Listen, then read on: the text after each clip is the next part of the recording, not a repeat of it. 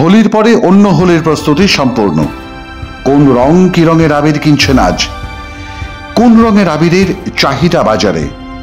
হোলির পর আরও একটা রঙের উৎসবে মাতবে গোটা দেশের সঙ্গে বাংলাও।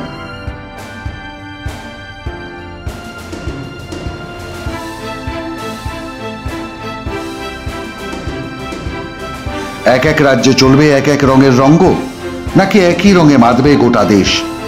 তারই প্রস্তুতি তুঙ্গে।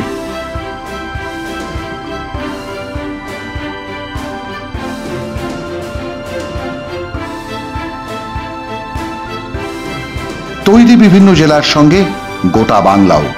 সেই কবে নির্বাচন মিটেছে প্রথম দ্বিতীয় দফার, সেই দিন থেকে বন্দি পাহাড় থেকে সমতলের মতামত।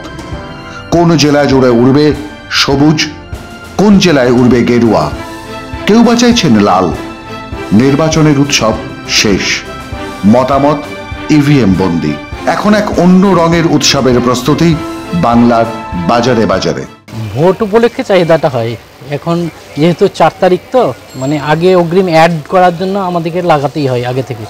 4 তারিখে মোটামুটি সকাল থেকে শুরু হয় মানে আবির উৎসব। এটা প্রত্যেকটা দলের যেই জিতুক মানে আমাদের কাছে আসতেই হয়, মানে লাল জিতুক, গেরুয়া জিতুক বা সবুজ জিতুক, আমাদেরকে প্রত্যেকটা প্রোডাক্ট রাখতে হয়। এখনো পর্যন্ত অর্ডার পাইনি, মানে খোঁজ নিয়ে যাচ্ছে যে আপনার স্টকে আছে কিনা, খোঁজ নিয়ে যাচ্ছে বিভিন্ন দল। উৎসাহী ক্রেতা আছেন, স্বাভাবিক কারণেই মদত দিতে বিক্রেতারাও আছেন। তারাও মজুত করেছেন বিভিন্ন রঙের আবির। কার চাহিদা বেশি ভুলেও জানাচ্ছেন না, পাছে মার খায় ব্যবসা। ব্যবসায়ীদের কাছে এটাই তো সুযোগ। সব রঙের আবির মজুত করছেন তারা, সব রাজনৈতিক দলের জন্য। তবে কিছু অংশের ব্যবসায়ীদের দাবি, গেরুয়ার সঙ্গে সমান পাল্লা দিয়ে বাড়ছে লাল সবুজ আবির। কেউ কেউ দাবি করছেন নীল সাদা সবুজের চাহিদা কমছে বাজারে।